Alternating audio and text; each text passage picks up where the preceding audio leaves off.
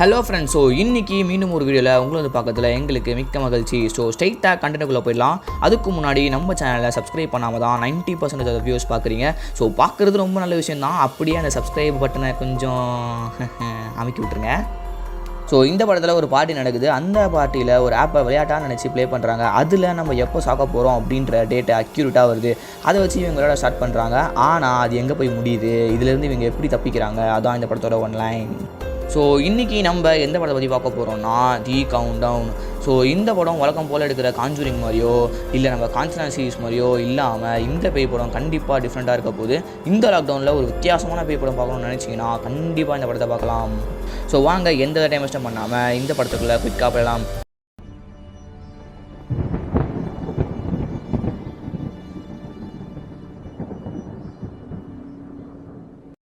இந்த படத்தோட ஸ்டார்டிங்கில் ஒரு வீட்டில் பார்ட்டி நடக்குது. அந்த பார்ட்டியில் ஒரு குரூப் ஆஃப் ஃப்ரெண்ட்ஸ் உட்காந்து தண்ணி அடிச்சுட்டு இருக்காங்க. அப்போ ஒருத்தி கேலரிஸ் கவுண்ட் டவுன் ஆப்புக்கு பதிலாக கவுண்ட் டவுன் அப்படின்ற ஆப்பை ஏற்றுறா.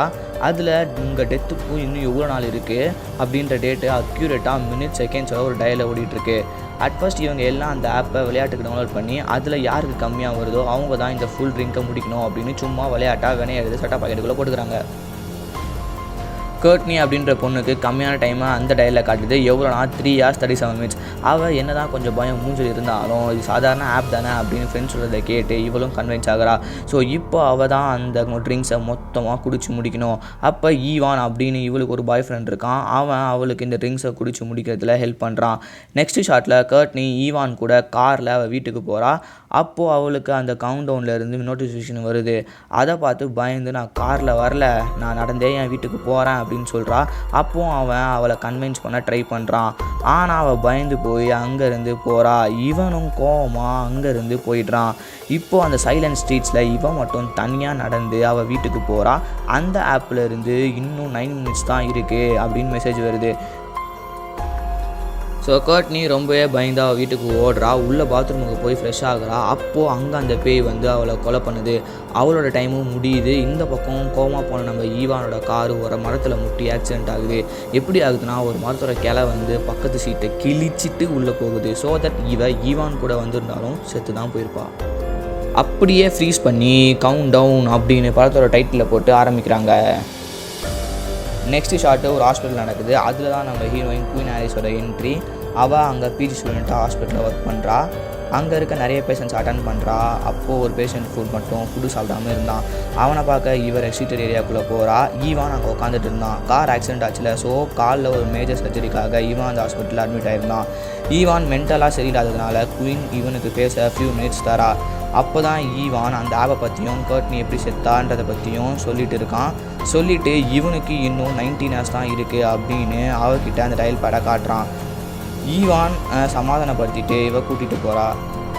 ஒரு நைஜீரியன் நஸ்பம்புல வரா. வந்து குயின் ஹாரிஸை கூப்பிட்டு போகிறா. அப்போது திடீர்னு சர்ப்ரைஸ், உன்னோட டெஸ்ட்டை பாஸ் ஆகிட்ட, so you are a nurse அப்படின்னு சொல்லி அவளுக்கு கேட்க பண்ணுறாங்க. அப்போது பேசிகிட்டு இருக்கும்போது இவன் அந்த ஆப்பை பற்றி சொல்கிறா. இவங்க அதை போட்டு பார்க்குறாங்க. எல்லாருக்கும் 87 years 91 years 51 yearsனு வருது.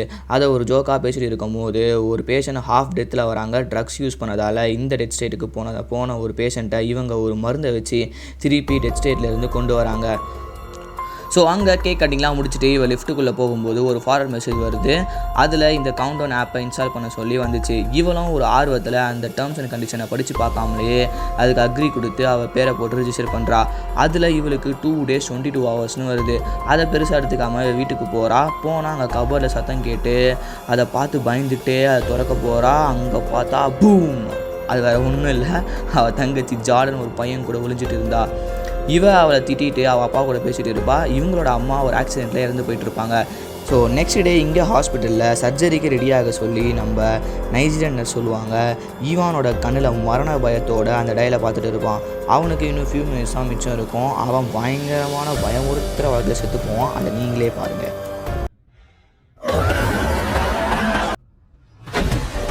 ஸோ ஷாக்கான நம்ம குயின் ஹாரிஸ் ஏன்னா இவன் சொன்ன மாதிரி செத்துக்கேன் இது எப்படின்னு சொல்லி இவனோட ஃபோன் எடுக்க போவா. அங்கே பாஸ்வேர்டு கேட்கும். ஸோ அதுக்காக மார்ச்சரி போய் இவனோட ஃபிங்கர் பிரிண்ட் அப்போ ஆக்சஸ் ஆகாது. ஃபேஸ் லாக் இருக்குன்னு இவனோட ஃபேஸில் கண்ணில் இவளே கையை வச்சு திறந்து லாக் ஓப்பன் பண்ணுவாள். அதில் பார்த்தா 000 secondsனு காட்டும். ஃபோனை பார்த்துட்டு மேலே இவனை பார்ப்பா. இவனோட தலை இவ பக்கம் திரும்பி இவளை பார்க்குற மாதிரியே இருக்கும்.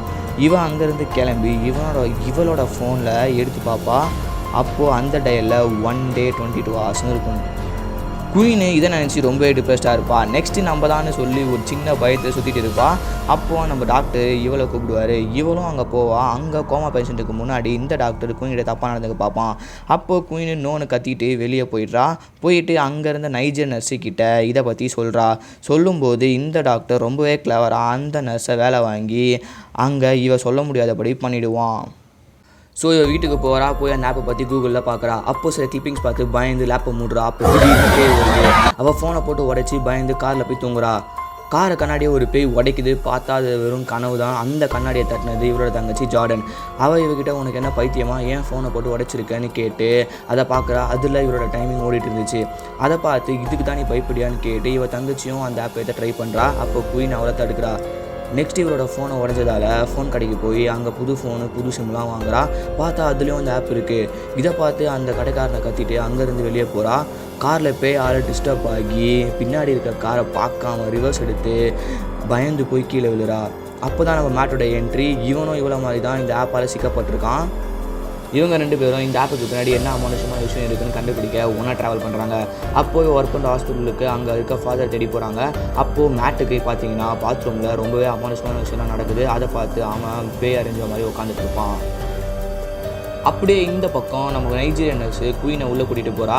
அங்கே பார்த்தா டீன்லாம் உட்காந்துட்டு இருக்காங்க. அப்போது இந்த டாக்டர் பண்ண வேலையை அப்படியே நம்ம டாக்டரு இவன் மேலே போலீஸ் சுமத்திடுறான். அதனால் இவ சஸ்பெண்ட் ஆகுறா. ஸோ இவன் அங்கேருந்து மேட்டை கூட்டிகிட்டு ஹாஸ்பிட்டலில் இருக்க ஃபாதரை பார்க்குறா. அந்த ஃபாதர் இன்னொரு ஃபாதரோட அட்ரஸை கொடுத்து போய் பார்க்க சொல்கிறாரு. இவங்களும் பார்க்குறாங்க. அவர் இந்த ஆப்பை ஹேக் பண்ணலாம் அப்படின்னு சொல்கிறாரு. இவங்களும் அவரோட பேச்சை கேட்டு ஹேக் பண்ணுறவங்கிட்ட போய் கெஞ்சி கூத்தாடி அந்த ஆப்பை ஹேக் பண்ண வைக்கிறாங்க. அப்போது இவங்களோட டைம்லாம் மாறுது. அதில் பார்த்தா நம்ம ஜார்டனும் அந்த லிஸ்ட்டில் இருப்பாள். குயின் அதை பார்த்துட்டு முதல்ல என் தங்கச்சியோட டைமை ஏற்றுங்கன்னு சொல்லுவாள். அப்புறம் இவங்களோட டைம்லாம் ஏறுது. இதுக்கப்புறம் தொல்லலாம் இல்லைன்னு நினச்சிட்டு குயினும் மேட்டும் ஹேண்ட் செக் பண்ணுறாங்க. ஸோ இப்போ தான் கேமே ஸ்டார்ட் ஆகுது. இங்கே ஜார்டனுக்கு அவள் பாட்டி வீட்டில் பேய் வந்து செம்மையாக பயமுறுத்துது. அப்போ பேய் அவங்க அம்மா ரூபத்திலே வருது. இந்த பக்கம் குயினும் மேட்டும் இவளோட வீட்டுக்கு போவாங்க. அங்கே ஒன்றா தங்குறாங்க. அப்போ இவள் மேட்டுன்னு நினச்சி பேயை கட்டி பிடிச்சி தூங்குறா. அதை பார்த்து 2 பேரும் அலறாங்க. அப்போ தான் அந்த டைமில் டயல் பேடில் முழுசாக குறைஞ்சி பழைய மாதிரியோ இருக்கிறத பார்த்து ரொம்பவே பயப்படுறாங்க. உடனே ஜார்டன் கிட்டே போகிறாங்க. அவள் பயந்து குயின் கிட்ட அழுகுறா. அவள் இவளை சமாதானப்படுத்திட்டு 3 பேரும் அந்த ஃபாதர் கிட்டே போகிறாங்க. அவன் நல்லா ஸ்வாகாக சர்ச்சில் இருக்கான். அவன் இது ஒரு கேர்ஸ்னு கண்டுபிடிக்கிறான். இதை ஈஸியாக கிளியர் பண்ணிடலான்னு சொல்கிறான். கேர்ஸை ஒரு பொய்யாக்குனா அந்த சாபம் போயிடுன்னு சொல்கிறான். அதாவது அந்த டயலில் இருக்க கேர்ஸ் தான் அந்த டைமிங்கை 1 செகண்ட் லேட் பண்ணால் கூட அந்த சாபம் போயிடும்னு சொல்கிறான்.